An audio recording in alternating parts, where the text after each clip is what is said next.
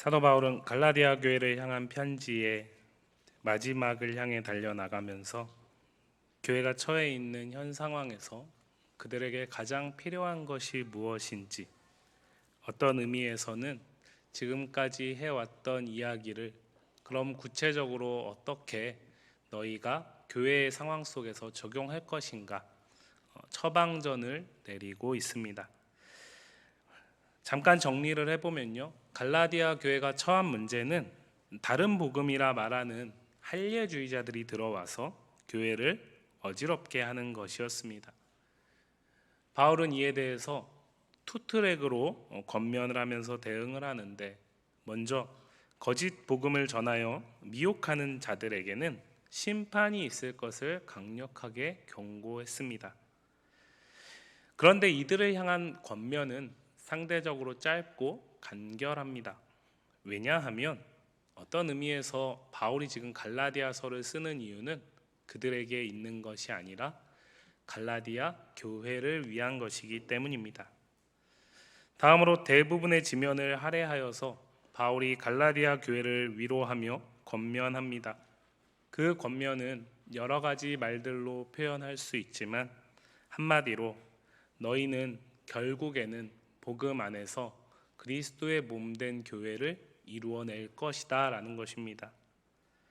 그에 대한 확신을 주 안에서 나는 여전히 붙들고 있다라고 말하고, 그로 인해서 너희에게 구체적으로 성령을 따라서 행하라 라고 권면을 합니다. 물론 이 일은 주님의 교회이기에 주님이 지키시는 당연한 일이라 할 수 있습니다.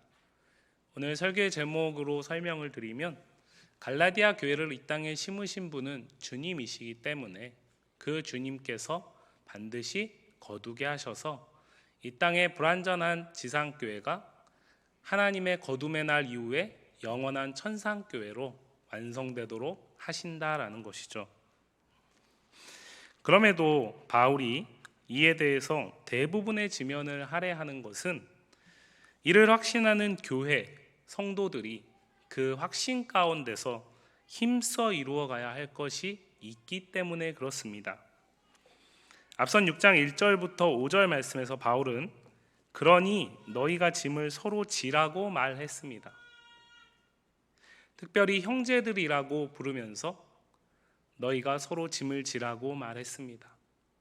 그리고 그 형제들이라는 부름 가운데는 너희 가운데 만일 무슨 범죄한 일이 드러나거든 이라는 가정을 통해서 그 형제들 가운데 혹여라도 범죄한 일이 있는 지체가 있다면 이라는 가정을 하고 있었죠.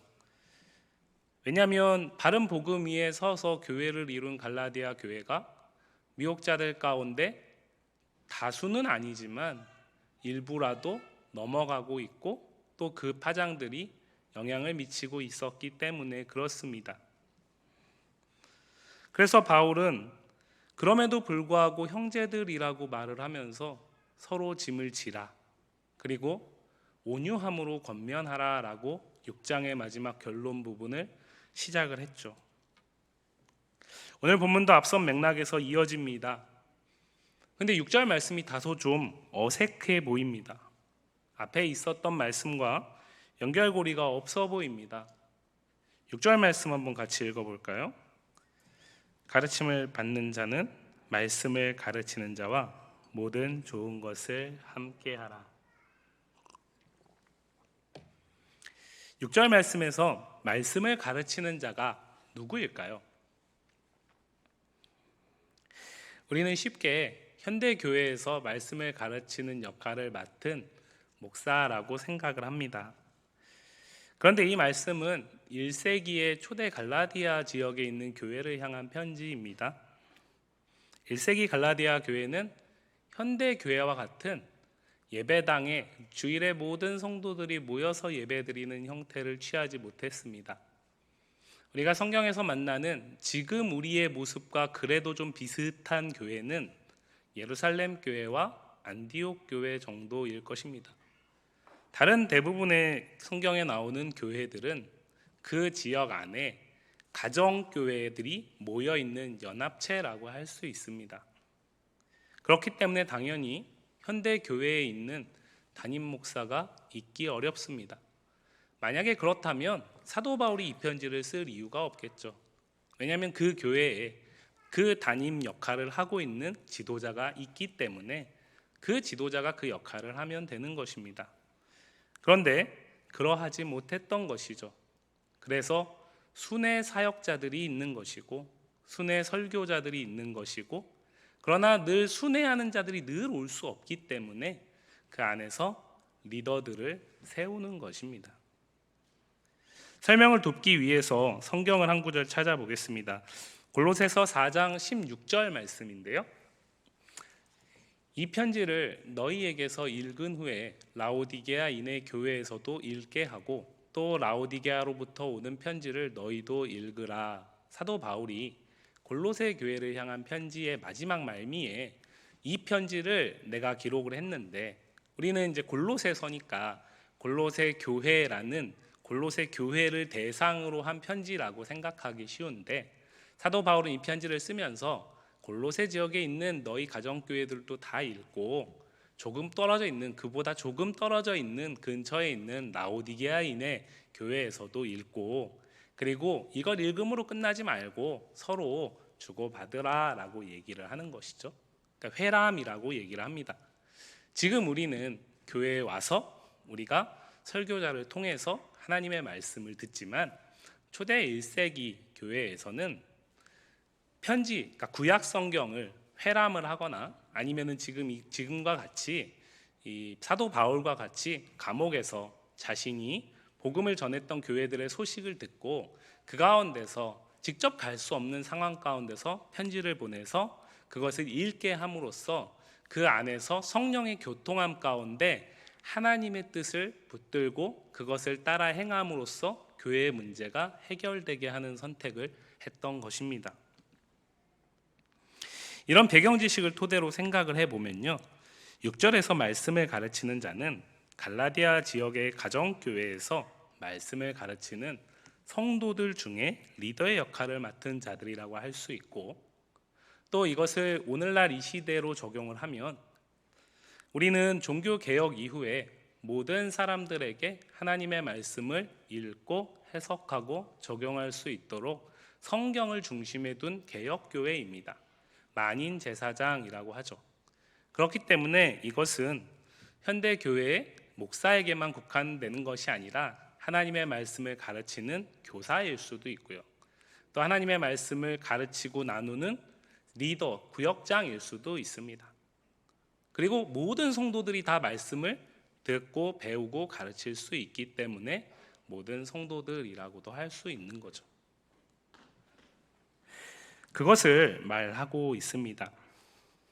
그런데 왜 지금 갈라디아 교회 성도들에게 사도 바울은 처방전을 제시를 하면서 가르침을 받는 자는 말씀을 가르치는 자와 모든 좋은 것을 함께 하라고 이야기를 할까요? 좀 전에 말씀드렸듯이 저와 같은 목사는 현대 교회에서 교회가 목사가 말씀 사역에만 집중할 수 있도록 생활적인 부분을 도와주시고 섬겨주시기 때문에 그 부분만 할 수 있지만, 지금 1세기 초대교회 여기서 말하는 이 말씀을 가르치는 자는 자기의 본 직업이 있고 그 가운데서 자기의 시간과 자기의 마음과 자기의 것을 들여서 성도들과 말씀을 나누는 거잖아요. 특별히 갈라디아서를 우리가 계속 살피면서 갈라디아 교회가 문제가 있었다라는 것을 이미 우리는 알고 있습니다. 그 문제 가운데 바울이 제시한 결국에 가장 핵심적인 건 무엇이냐면 다시 복음을 붙드는 것입니다. 그럼 그 다시 복음을 붙들게 하기 위해선 무엇이 필요할까요? 바울이 전한 복음을 다시 가르치고 그것을 다시 붙들 수 있게 하는 지체들이 필요한 것이죠. 그래서 6절 말씀에서 이것은 그렇게 너를 위해 수고하고 애쓰는 지체들이 있는데 그들과 모든 좋은 것을 함께 하라라는 것입니다. 그래서 대부분의 학자들은 1차적으로 여기서 말하는 모든 좋은 것은 물질적인 나눔이다라고 해석을 합니다.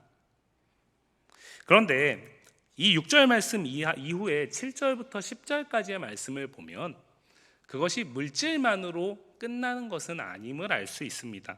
어쩌면 그래서 만약에 그런 것이라면 6절 말씀 이렇게 썼겠죠. 가르침을 받는 자는 말씀을 가르치는 자와 물질적인 필요나 생활적인 필요를 함께 하라라고 얘기를 했겠죠. 그런데 좋은 것이라고 표현을 했고 특별히 모든이라는 표현을 또 넣고 있는 걸 보면 그 이상을 이야기하는 것이 맞습니다. 그 이상은 무엇을 말하는 것일까요? 7절 이하의 말씀을 보시면요, 사도 바울은 그것을 말하기 이전에 먼저 강력하게 경고합니다. 7절 말씀 한번 같이 읽어볼까요? 스스로 속이지 말라.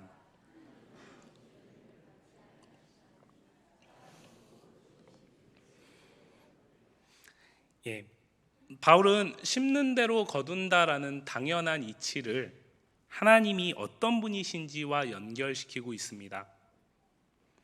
하나님이 업신여김을 받지 않는다라는 게 무슨 뜻일까요? 이것에 대해서 다른 역본들 가운데 이렇게 해석하는 성경이 있습니다. 하나님은 속지 않으신다. 그렇게 보면 7절을 재구성할 수 있습니다. 스스로 속이지 말라. 하나님은 속임을 받지 않으신다. 속지 않으시는 분이시다. 그 다음에 사람이 무엇으로 심든지 그대로 거두리라. 예를 들어 보겠습니다.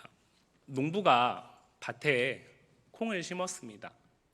그러면은 무엇을 거두기를 기대해야 합니까? 콩을 거두기를 기대해야 합니다. 그것이 속이지 않는 것입니다. 그런데 분명히 콩을 심었습니다.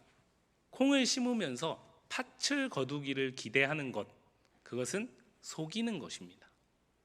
자, 그런데 그거를 지금 하나님까지 끌고 가고 있는 거죠. 무슨 얘기냐면 나 스스로는 속일 수 있습니다. 그런데 모든 사람, 나를 포함해서 모든 사람을 다 속여도 절대로 속일 수 없는 분이 계시는데 그분이 하나님이시라는 겁니다. 그렇기 때문에 스스로를 속이지 않고 하나님은 속일 수 없다라는 것을 인정하는 사람은 반드시 심은 대로 거둔다라는 것을 받아들이게 된다라는 얘기를 하는 겁니다. 예를 들어서 콩을 심고 콩을 거두는 것은 하나님을 속일 수 없다라는 것을 우리가 목도하는 것이다라는 것입니다. 그 반대는 속이는 것이다라는 거죠. 자신도 속일 뿐만 아니라 결과적으로 하나님을 속이려는 어리석은 행동이다라고 얘기를 하는 겁니다. 자, 바울이 왜 이 심음과 거둠을 이야기를 할까요? 바울이 당연히 콩 심어라, 팥 심어라 얘기를 하기 위해서 이 얘기를 하는 건 아니겠죠. 5장 13절 이하에서부터 계속해서, 사실은 갈라디아서 3장부터 계속해서 나왔던 성령과 육체, 이 대조를 오늘 본문의 결론의 마지막과 같은 부분에서 바울은 다시 한번 이야기를 합니다. 8절 말씀인데요, 한번 같이 읽어보겠습니다. 자기의 육체를 위하여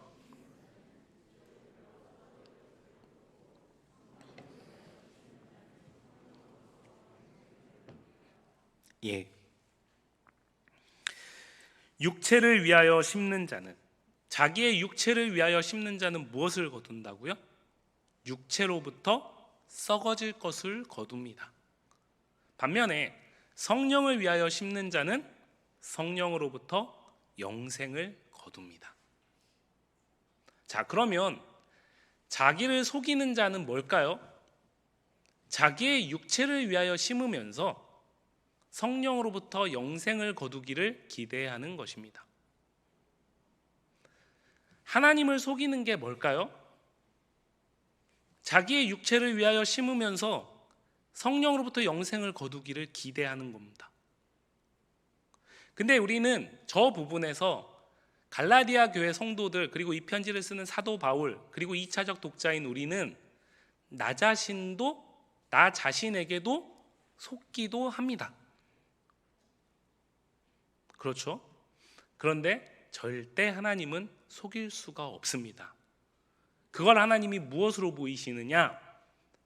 육체를 위하여 심은 자에게는 반드시 육체로부터 썩어질 것을 거두게 함으로써 나는 속일 수 없는 하나님이야 라는 얘기를 하신다라는 거죠. 보게 하신다라는 겁니다. 반면에 성령을 위하여 심은 자는 반드시 성령으로부터 영생을 거두게 하심으로써 하나님은 업신여길 수 없는 분이시다라는 것을 인정하게 만들어 간다라는 얘기를 하는 겁니다.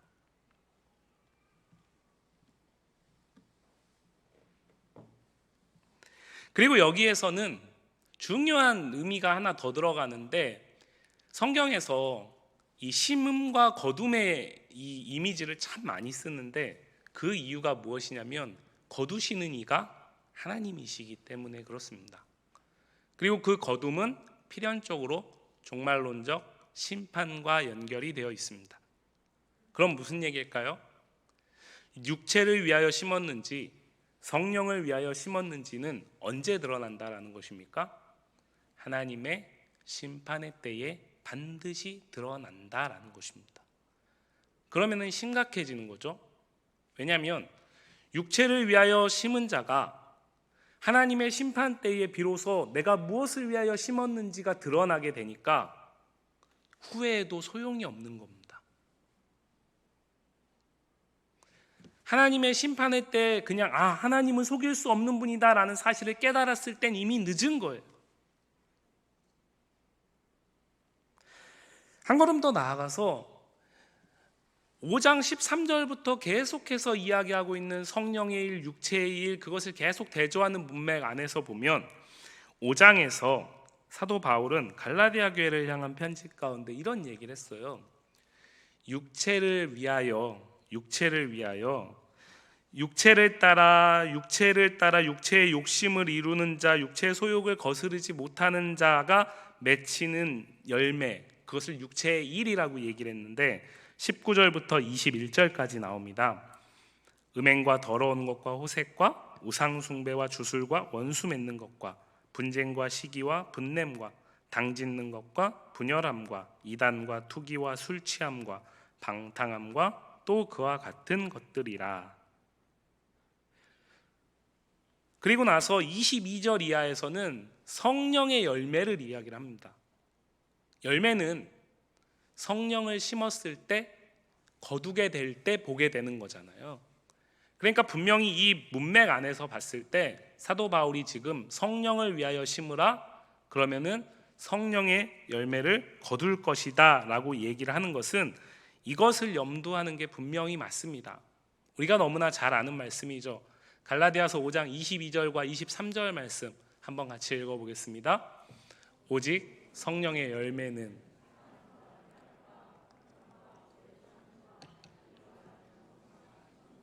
온유와 절제니 이 같은 것을 금지할 법이 없느니라. 조금 전에 제가 읽었던 육체의 일, 육체의 열매라고 할 수 있습니다. 육체의 일 19절부터 21절까지 나오는 그것과 조금 전에 함께 읽었던 22, 23절에 나오는 성령의 열매, 성령의 일, 이 둘은 어떤 차이가 있는 것 같으십니까? 19절부터 21절까지 나오는 육체의 일은요, 상대적으로 행위입니다. 행위로 보이는 것입니다.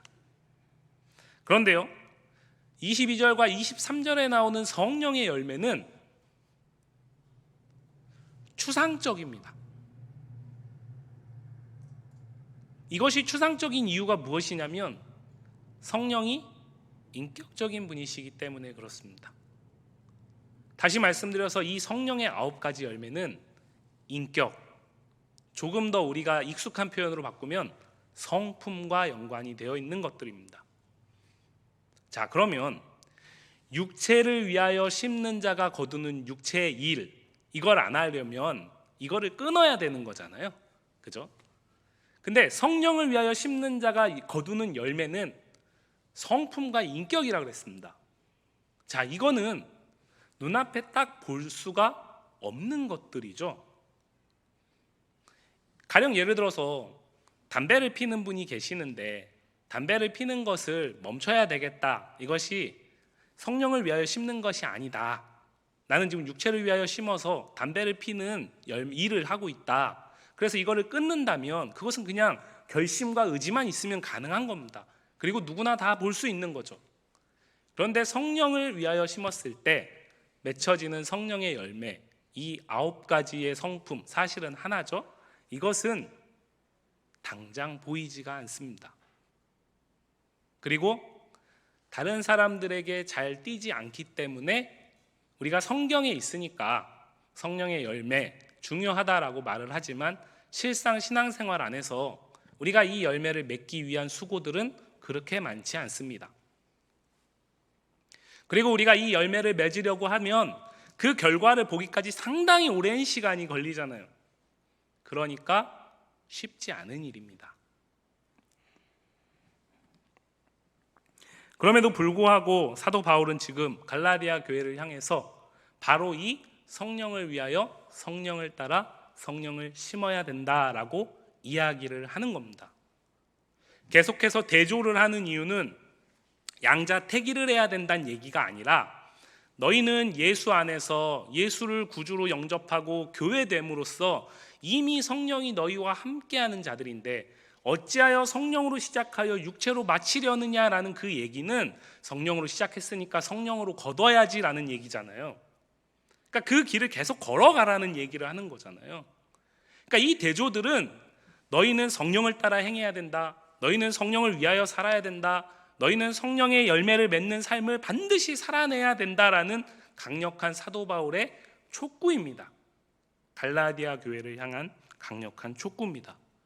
왜냐하면 바울이 제시하는 갈라디아 교회의 문제에 대한 처방전이 이것이기 때문에 그렇습니다. 자, 지금 갈라디아 교회는요, 어떤 위기가 있냐면 1차적으로 갈라디아 교회가 처한 위기는 무엇입니까?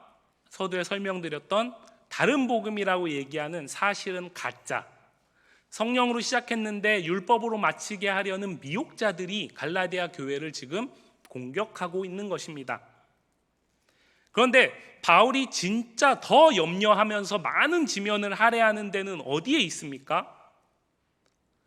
첫째는 너희가 그들에게 미혹되지 않기를 원하는 거고요. 두 번째는 이미 미혹된 자들이 너희의 형제라는 사실을 기억하라는 겁니다. 그리스도의 몸된 교회를 여전히 이루고 있다라고 인정해야 된다라는 얘기를 하는 겁니다. 그러려면 뭐가 필요하다라는 거예요? 성령을 위하여 성령으로 심어야 된다라는 거예요. 성도 한 사람 한 사람이, 교회된 가정 하나하나가 성령을 위하여 성령을 심어야 된다라는 거죠.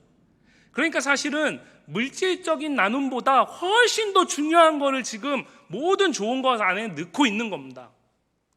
왜 말씀을 듣는 자는, 말씀을 배우는 자는 말씀을 가르치는 자와 모든 좋은 것을 함께 해야 될까요? 그 말씀을 가르치는 자를 통해서 무엇을 깨달았어요? 내가 지금 범죄하고 있구나. 그러니까 그 말씀을 통해서 깨달았으니까 회개할 수 있죠. 어떻게 회개한 다음에 무엇이 가능합니까? 다시 몸된 교회를 이룰 수 있다라는 기대를 할 수 있죠. 왜냐하면 자신이 스스로 깨달은 게 아니라 범죄하기 이전에 한몸 되었던 교회 안에 있는 지체가 나를 말씀으로 다시 돌이키게 함으로써, 깨닫게 함으로써 성령의 교통함 가운데서 내가 하나님 앞에 다시 설 수 있기 때문에 그렇습니다. 그런데 그것을 위해서 무엇을 힘써야 된다라고 얘기를 하는 겁니까? 모든 성도가, 모든 교회가 바로 그것이 우리의 하나님의 처방전이라는 사실을 확신하고 반드시 하나님은 우리를 몸되게 하실 것을 기억하면서 신뢰하면서 각자가 때를 얻든지 못 얻든지 성령을 위하여 심어야 된다라는 얘기를 하는 겁니다.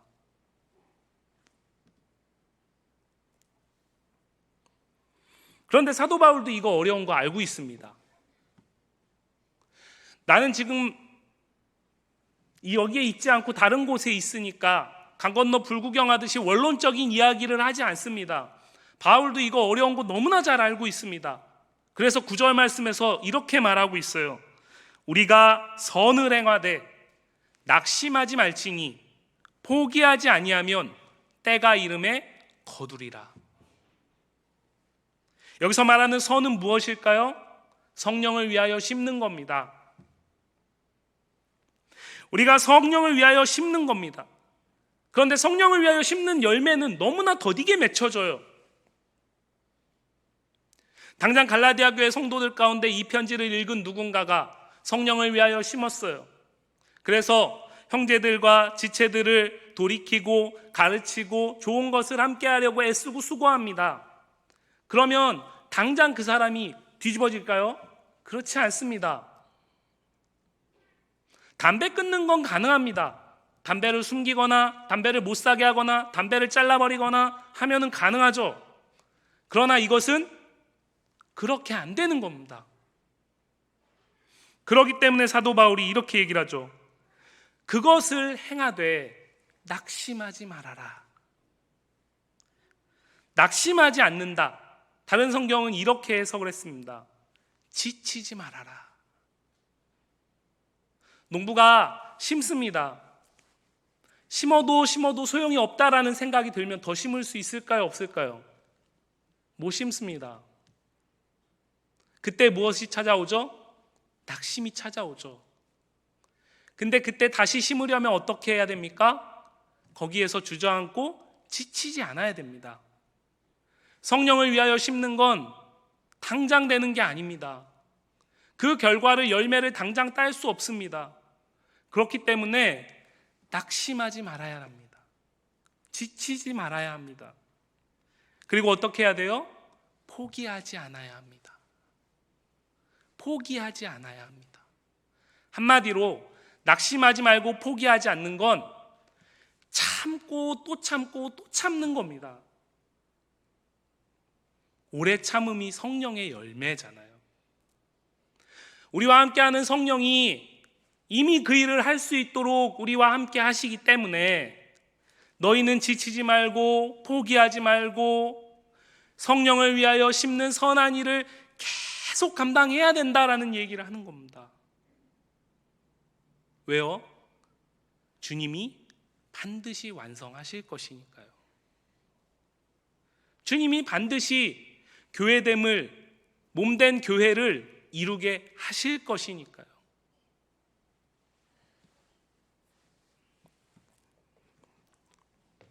10절입니다. 그러므로 우리는 기회 있는 대로 모든 이에게 착한 일을 하되 더욱 믿음의 가정들에게 할지니라. 온유하고요, 사랑하고요, 화평하고요, 인내하는 것, 교회만 가지고 있는 성도들에게만 그것이 귀한 걸까요? 그렇지 않습니다. 세상 사람들 가운데서도요, 도덕적이고 윤리적인 가치가 높은 사람들은요, 그런 부분들에 대해서 우리보다 더 중요하게 생각하는 사람들도 많이 있습니다. 그런데요, 사도 바울은 오늘 뭐라고 얘기를 하고 있죠? 모든 이에게 그렇게 하되 더욱 믿음의 가정들에게 할지니라. 무슨 얘기일까요? 갈라디아 교회가 있는 그 갈라디아 지역에 있는 모든 사람들에게 이렇게 하라는 거죠. 모든 사람들에게 성령을 위하여 심으라는 것입니다. 더디고 늦어 보이지만 반드시 거두게 하실 하나님을 신뢰하면서 너희가 성령을 위하여 심으면 반드시 그에 합당한 성령의 열매를 거두게 하실 하나님을 신뢰하면서 모든 사람들에게 그렇게 하라는 거죠. 우리가 성경에서 말하는 주님을 닮아가는 것은 교회 안에 있는 성도들 우리끼리만 그렇게 하는 것 아닙니다. 세상 밖에서 우리를 멸시하고 예수님을 조롱하는 사람들에게도 동일합니다. 그런데 오늘 사도 바울이 더욱 믿음의 가정들에게는 할지니라 라고 얘기하는 이유는 이 편지가 갈라디아 교회의 믿음의 가정들을 위한 편지이기 때문에 그렇습니다. 이런 얘기죠. 교회 밖에 있는 사람들에게도 우리는 이렇게 해야 한다. 그런데 하물며 교회된 우리끼리는 더욱더 그러해야 된다라는 얘기를 하는 겁니다. 바울은 그것을 무엇이라고 말합니까? 기회 있는 대로요. 기회 있는 대로. 기회 있는 대로는 이런 표현입니다. 이러한 조건이 갖춰지면, 아니 내가 좀 기도해보고 어느 시점이 됐을 때 하나님 응답 받았을 때, 이게 아니라 당장 지금 내가 성령을 위하여 심어서 섬기고 헌신할 수 있는 지체가 내 눈앞에 있는 그때를 이야기를 하는 것입니다. 그것이 언제까지일지는 우리가 알 수 없지만, 그렇기 때문에 낙심하지 말고 지치지 말고 포기하지 말고 심어라. 성령을 위하여 심어라. 이렇게 바울은 권면하면서 갈라디아 교회를 향한 처방전을 내리고 있습니다.